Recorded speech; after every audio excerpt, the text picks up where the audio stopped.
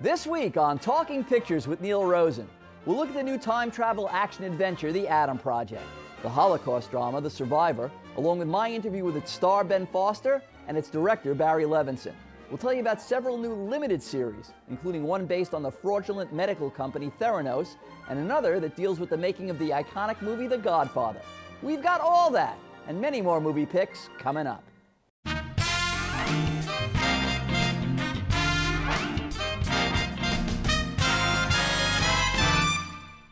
I'm Neil Rosen, and welcome to Talking Pictures. It's our monthly Critic Roundtable show, where we debate what's worth watching and what's not when it comes to new releases, hidden gems, and Hollywood classics. Joining me today are Jack Rico from Showbiz Cafe. Hey there, Jack. Great to see you, Neil. Lisa Rosman from Signs and Sirens is here. Hey, Lisa. Hey, doll. And our buddy Rafer Guzman has returned to the show from Newsday. Hey, Rafer. Hey, Neil. Okay, let's start out with a look at several new films and limited series in theaters and or streaming, beginning with something called The Dropout. Let's take a look at a clip.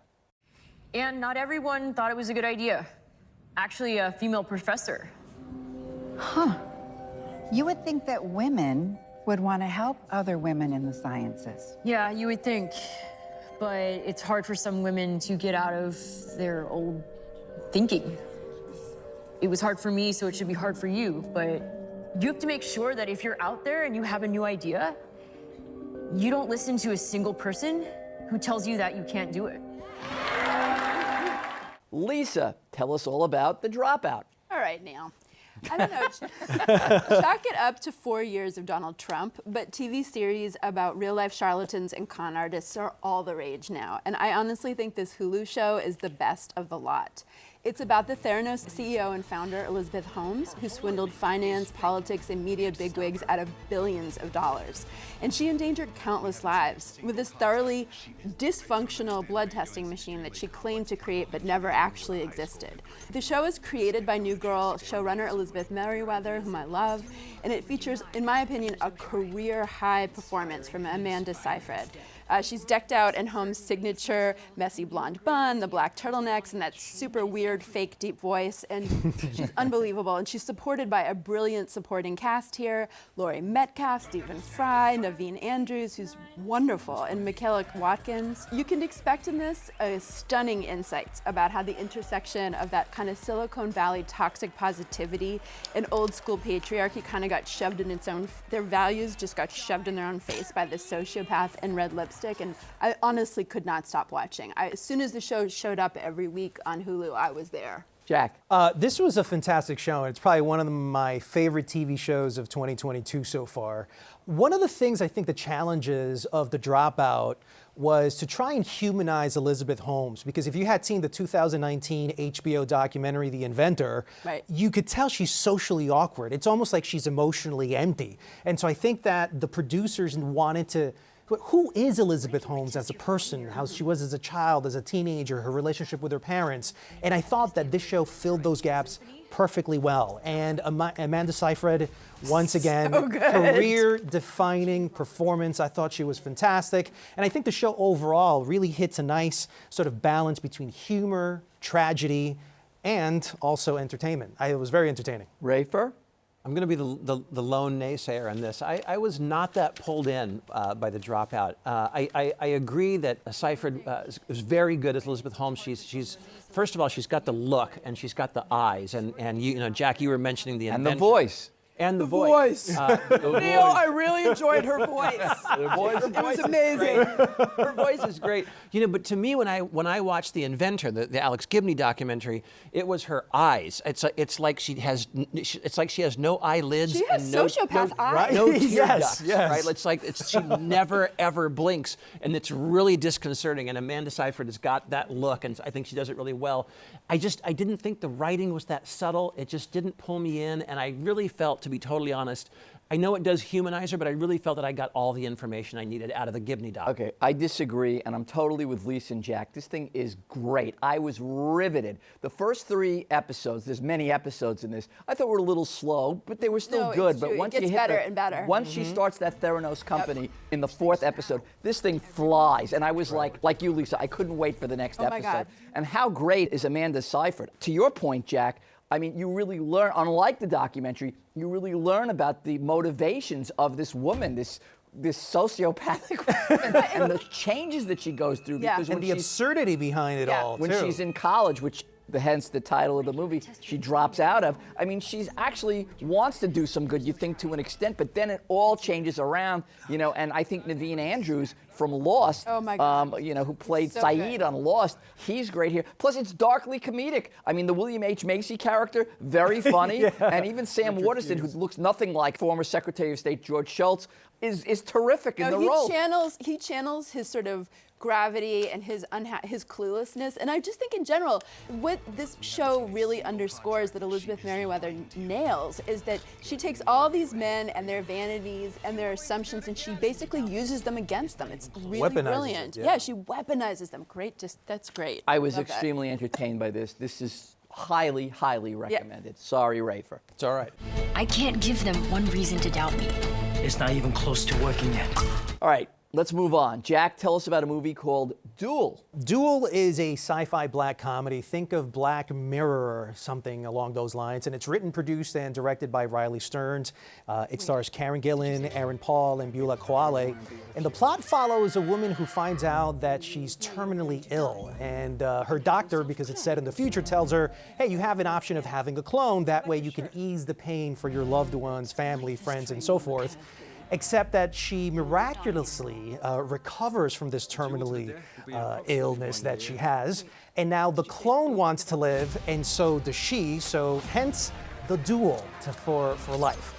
I think one of the interesting things about Duel in particular is that it asks this very existential question of, for who do we live our life? Do we live it for ourselves, or do we live it for others? Our families, our spouses, our children. Who exactly do we live that for? And I think it asks big questions. The problem is, with all the monotony and everything else of the dialogue, the stilted writing, and the black comedy of it, it asks big questions. I just don't think you're going to find big answers. May I say, I think you're asking really big, beautiful questions. The movie is not nearly as deep as you are here. In fact, I think everything about it is hackneyed and has been done before. In fact, pretty recently, in a much better film called Swan Song that was on Apple TV. There are so many holes in this world building, and I honestly found it so flat. I am, in general, a sucker for female-forward sci-fi, and I did enjoy the deadpan performance of the lead, but this movie makes no sense to me, and I didn't care enough to even try to hang in there. Okay, I liked it. As Jack pointed out, it's a sci-fi comedy / satire. And It's not a you know, satire. and it has a twist ending thing, kind of like a Twilight Zone thing, but it's not on the same level as that great Correct. show. But I still think there's enough here to make it worth watching, and I think, pun intended, Karen Gillan is great in a dual role. Absolutely. You know, and I think it's dry humor. You know, it's not laugh out loud funny, but everybody is emotionless, which is intentional in this near future setting. And I think Aaron Paul from Breaking Bad, He was great. He's very funny too. You know, I think I Squandering like the of his social talent. I like the social satire vibe, and I thought it worked well. Is it a great movie? No, but I think it's a good No, one. not a great movie. It's a good one. The Adam Project is the name of a new time travel action movie starring Ryan Reynolds. Let's take a look at a clip. How do you know my name? You're Adam Reed, born February 10th, 2010. Your parents are Ellie and Lewis Reed. Lewis would have died about a year ago. You don't play any sports because of an acute asthmatic condition. Plus, you're freakishly small for a 12-year-old. You go to Franklin Middle School, where you've been suspended 2, maybe 3 times for fighting, which is ironic because you can't fight to save your life. Zip it! How do you know my dog's name? Because I named him. Where are you going?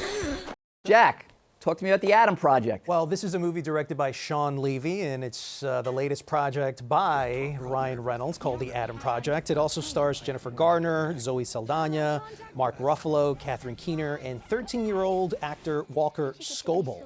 Now, the premise is really interesting. It's a time travel movie. It's about a pilot from the future that goes back in the past to team up with his 12-year-old self to save the future. You know, it was interesting because this is on Netflix. I just kept on thinking again, oh, here we go. Another visual effects, blockbuster type of movie for streaming that's been sort of conjured up by the algorithms of Netflix. But to my surprise, this was such a wholesome, feel-good family movie that it's actually kind of personal for Ryan and Sean Levy. I mean, I think part of the bigger idea of this whole thing is what would happen if you could actually go back in time and make peace with your younger self, or even talk to your parents, but with the perspective that you have as an adult. Visual effects are great, great performances. It has Ryan Reynolds' signature humor, and I think that this is like a really good movie to watch in the weekend with your whole family. I'm just trying to figure out if it's personal because they can do time travel, or if Yes, Jack does a lot of time travel. I'm just trying to clarify. I wish, though. Yeah, go back to the 30s and kill Hitler. Yeah, right? Why not? I thought this movie was kind of an overstuffed hot mess that doesn't always find its footing, but I have to admit I was very touched by the conclusion. Like, I kind of just hung in there for most of it, and then somewhere at the end, you know, that idea of people trying to make peace with each other through time actually was a little moved. Rafer? Yeah, I would agree. I was surprised, the idea of this angry 12-year-old kid, the kind of angry adult that he's become, and then the father figure that's sort of oddly now sort of fathering them both. I thought some of that was really touching. I do think overall this strikes me as a very, very typical Netflix production. Oh my God, which totally. There's something that is just generally kind of half-baked and underdone about a Netflix movie. It's like you look at it and you kind of think like it sort of looks like a movie and it kind of feels like a movie. It sort of smells like a movie, but it's just not a movie. There are you know? exceptions, like Power of the Dog. But Yeah, well, they're either gunning for an Oscar and putting every single Fair. thing they have behind Right, it fair. and getting the geniuses of cinema Roma. to do the movie. Right. Or they're giving you like the cinematic equivalent of like Subway Surfer on your phone. Right? Like, or the straight to video. yeah, right? Like, yeah, here's yeah. a way to waste Yeah. some time. I like this movie. It's a Back to the Future wannabe. That's the gold standard of time travel comedy action films. It's, not on that level. And if the best father-son time travel movie is Frequency, and it's not quite as good as that either. But this has enough on its own to warrant its, it has enough merits. I think what makes this, I have a pun again, and it's Ryan Reynolds who pilots this thing. There it is. What's happening? Yeah, I mean, his snarky attitude really makes this thing watchable. And I like the fact that, he's going back to see his 12-year-old self, and instead of like, I'm going to want to impart advice, and this is one, yeah, he's like adversarial with the kid. He's like argumentative, which I think was a nice twist. The action scenes, I guess you have to have that in a big budget movie these days. They didn't really involve me that much, but again, you got to put that in there. But take it for what it is. Don't examine the plot holes, and I think it's a good family movie that you could watch with your kids. Rafer, there's a movie out there on HBO called The Survivor, and please tell everyone about it. This is a true story about a guy named Harry Haft. He's an American boxer. His career in the 1940s was nothing special, but his backstory was incredible. He was Polish-Jewish, and he survived the concentration camps during World War II by boxing his fellow inmates. He was forced to by the Germans. They had to fight to the death, and every round, every match ended with someone being shot. And Harry Haft survived the concentration camps this way. When he got to America, he had been clinging to the memory of this girlfriend that kind of kept him alive in the camps. When he got to America, he continued his search for her. And that's kind of where we meet him in this story. It's got a terrific cast. Harry Haft is played by Ben Foster, who is incredible. Vicky Krieps is Marion. She's a woman that he meets at the records office while he's searching for this long-lost girlfriend. Peter Sarsgaard, John Leguizamo, Danny DeVito. Everyone's great in this movie. I did find this movie, although in many ways really compelling. And the black and white flashbacks of him in the camps are really strong, really horrific, difficult to watch, but very compelling. I did find this movie a little meandering, a little disorganized. It was difficult for me to understand what exactly it was trying to communicate to me, aside from just the horror of this guy's experience, which is important to know and important to remember.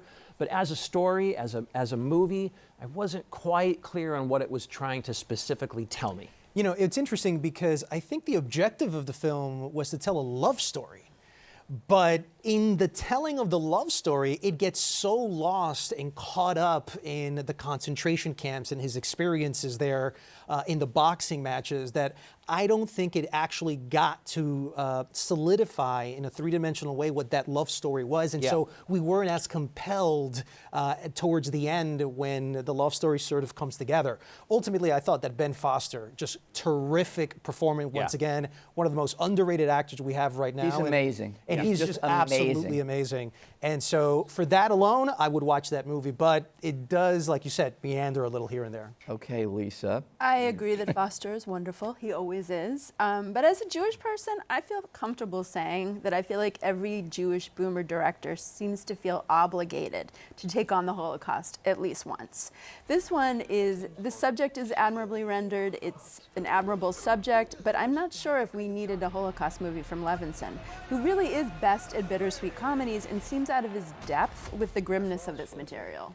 Well, I don't agree. I think it's a horrifying and remarkable story. The scenes, the black and white scenes actually it's a camp right outside of Auschwitz where he does the boxing matches, are punishing to watch. And the scenes after World War II, which are in color, when he's in Coney Island, it's heartbreaking as he doesn't know whether his love of his life, even though he's married and has a family, his love of his life is still alive, and decides to fight, Marciano just for the publicity. So maybe she'll see the ads and know and could find them if she's still around.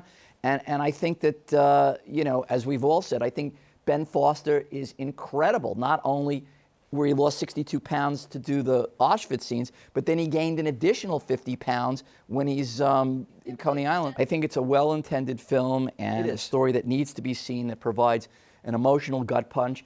And I had the opportunity just the other day to sit down and interview Ben Foster and Barry Levinson about The Survivor. Let's take a look at that interview. You're both Jewish. Did you feel a certain responsibility because of that to tell the story right and play him in a way that would make him proud if he were still here? Survivors are still with us. They're still here.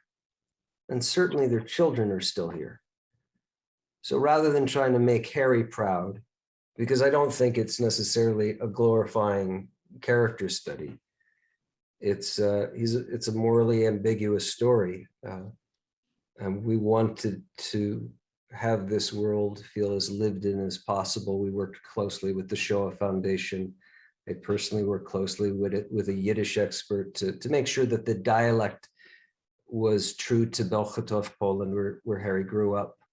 It was less of an imitation rather than trying to find that man by listening to testimonies, just hours of testimonies. We just wanted it to feel true. I don't know if it's in terms of feeling a responsibility for my heritage. I thought it was a responsibility to tell an honest story. But I think the authenticity of it is what is real important, to tell that story as best as we can, because we can't let it slide into some kind of melodrama. It would not serve the purpose of what we're trying to portray. And so I think the credibility of it is immensely important, because otherwise I think it denies the importance of the event.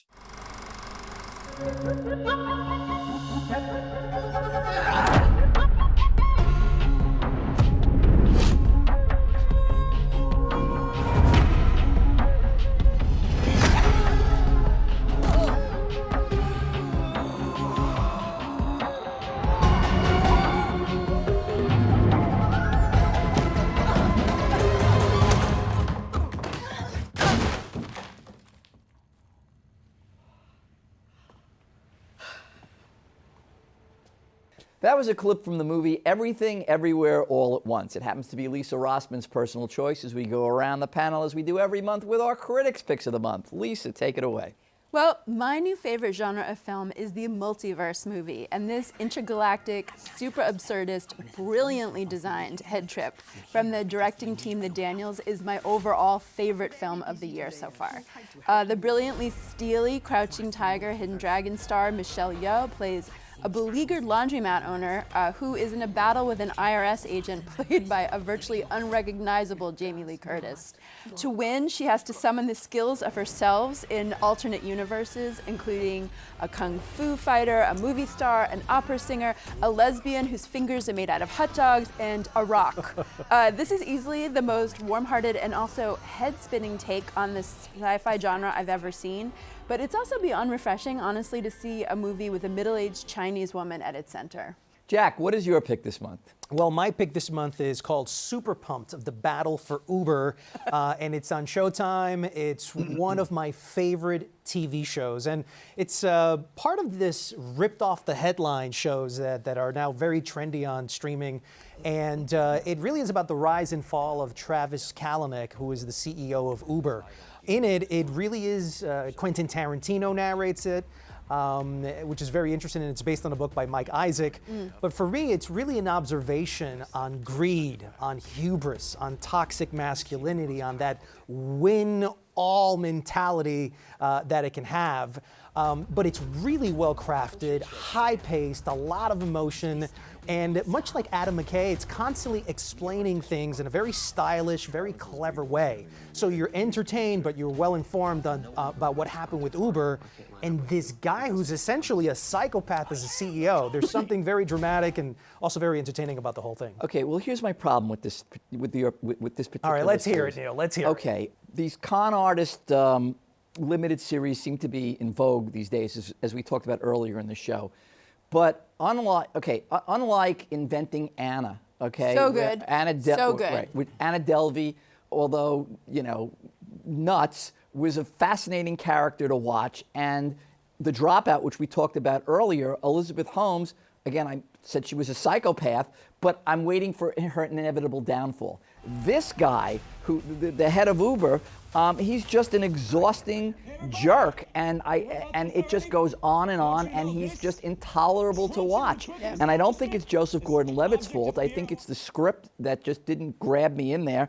I mean, the character of Travis, he has a good idea with the private cars, but the problem for me is that, his manic style just grows tiring after a while. I just couldn't take it. Neil, what you're saying is you weren't super pumped. I was not super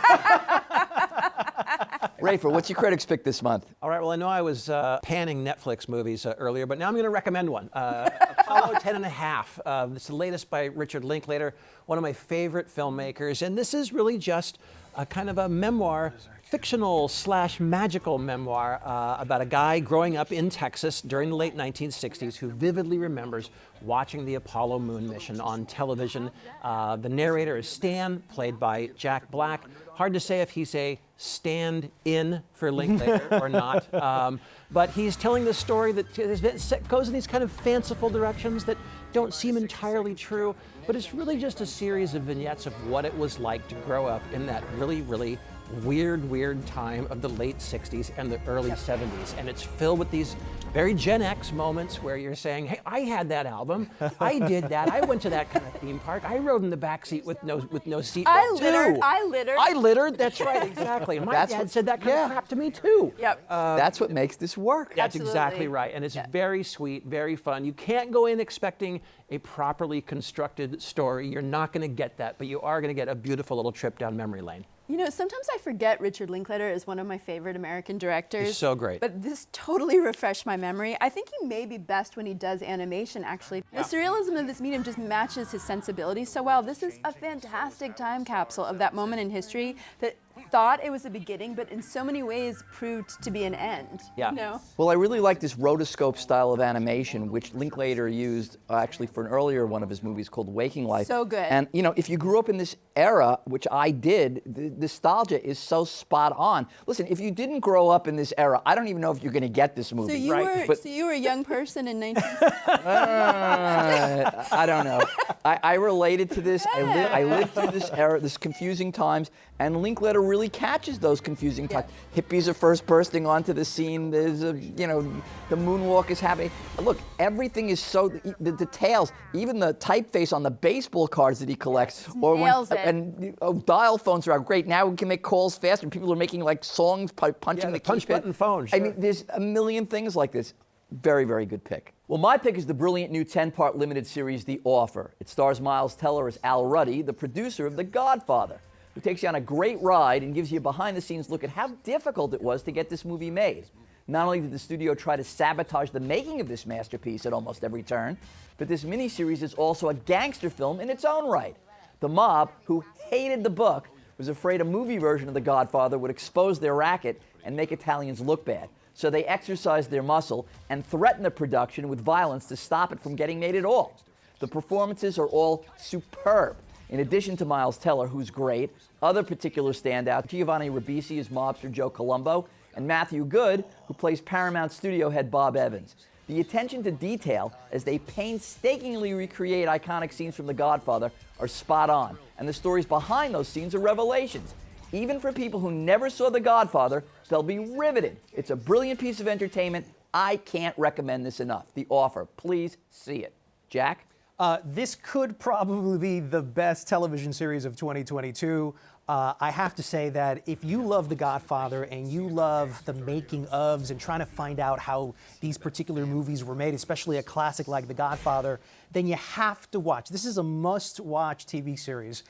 It reminds me also a lot of the 1992 Robert Altman film, The Player, which is like that fly on the wall in the Hollywood halls just to find out the details of how movies were made and what the negotiations were. I thought Matthew Good was probably the best thing of this, playing Robert Evans, and it's just great. You know, it's everything you want in a television series. Well, you know how much I love The Godfather, but I was going to pass this because the Miles Teller is not so good to me. Oh, you guys have sold me. I'm going to watch it. Both of you guys, I know you haven't seen it. I'm giving you the tip of the year. See The Offer on Paramount Plus. I know you don't have a subscription to Paramount Plus, most people. This is worth a subscription to Paramount Plus to see this. Right. Well, sadly, that's about all the time we have. I want to thank my guests, Jack Rico, Lisa Rosman, Rafer Guzman. I'm Neil Rosen. Join us next time on Talking Pictures.